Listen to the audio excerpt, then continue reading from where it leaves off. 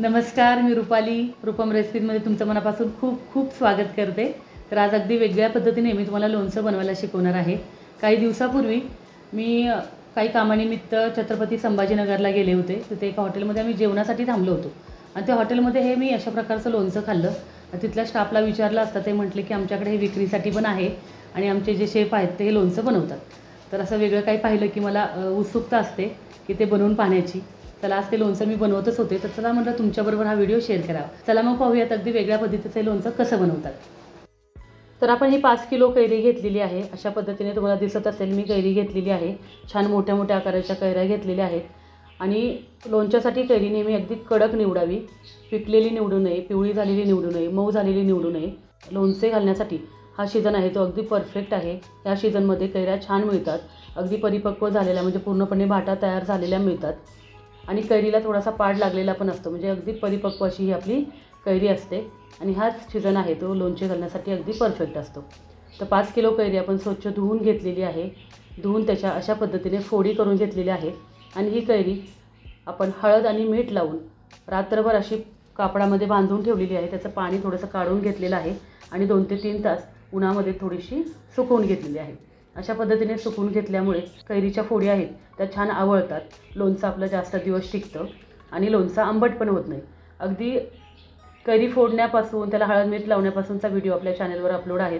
त्याची लिंक मी डिस्क्रिप्शन बॉक्समध्ये तुम्हाला दिलेली आहे. आता 200 ग्रॅम आपण हिरव्या मिरच्या घेतलेल्या आहेत.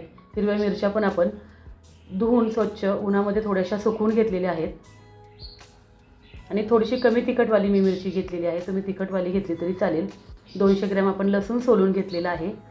300 ग्रॅम आपण घेतलेली आहे मोहरीची डाळ. ही रेडीमेड आपण मोहरीची डाळ वापरलेली आहे. तुम्ही मोहरी थोडीशी भाजून त्याचा थोडासा जाडसर कूट करूनही वापरू शकता.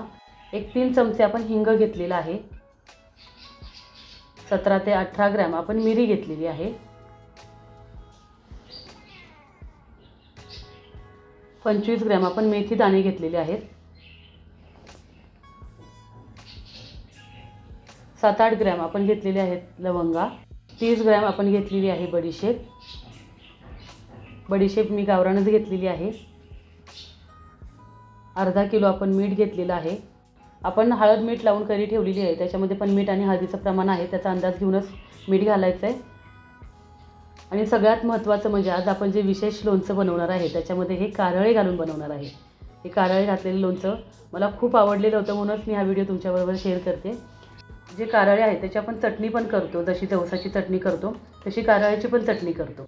मी गावरान सिरीजमध्ये ह्या चटण्या कशा बनवायच्या ते व्हिडिओ बनवलेले आहेत, त्याची लिंक पण डिस्क्रिप्शन बॉक्समध्ये दिलेली आहे. आता हे मेथी दाणे आहेत ते छान भाजून घ्यायचे आहेत, अगदी लाल भाजायचे आहेत आणि मग त्याची पूड करायची आहे.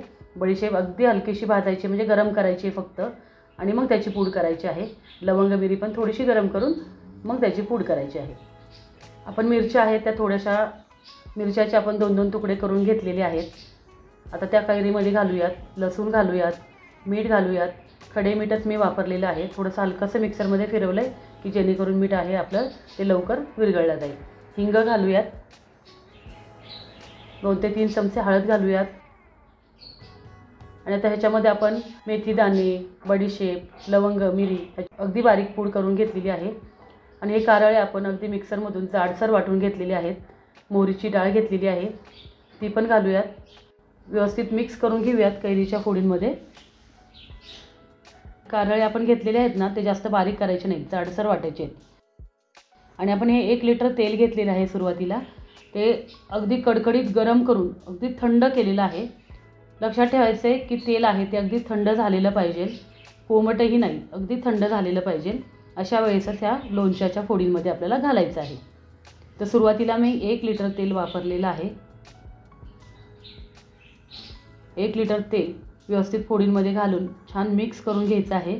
तेल घातल्याबरोबर तुम्हाला दिसत असेल आपल्या लोणच्याचा कलर कसा मस्त दिसतो आहे. छान असा मसालेदार आपलं हे लोणचं दिसतं आहे. कारळ्यामुळे मस्त असं लोणचं दिसतं आहे आपलं. तर अगदी व्यवस्थित मिक्स करून घेऊयात. किती सोपी पद्धत आहे. तुमच्याकडे अशा पद्धतीने लोणचं बनवतात का? मी बनवलेलं हे लोणचं तुम्हाला कसं वाटलं हे मला कमेंट करून नक्की कळवा. तर अशा पद्धतीने आपण हे सगळं लोणचं आहे ते व्यवस्थित मिक्स करून घेतलेलं आहे. लोणचं स्टोअर करताना कधी पण काचेची बरणी किंवा चिनी मातीची बरणी वापरायची आहे. त्या बरणीला लसूण, हिंग याची चांगली धुरी द्यायची आहे आणि मग त्याच्यामध्ये लोणचं आपल्याला भरून ठेवायचं आहे. अगदी ड्राय बरण्या पाहिजेत लोणचं ठेवताना. कुठलाही ओलसरपणा त्या बरणीला नको आहे, म्हणजे आपलं लोणचं आहे ते वर्ष 2 वर्ष छान टिकून राहतं. तशा पद्धतीने आपलं हे अगदी वेगळ्या पद्धतीने कारळ्याचं लोणचं तयार झालेलं आहे.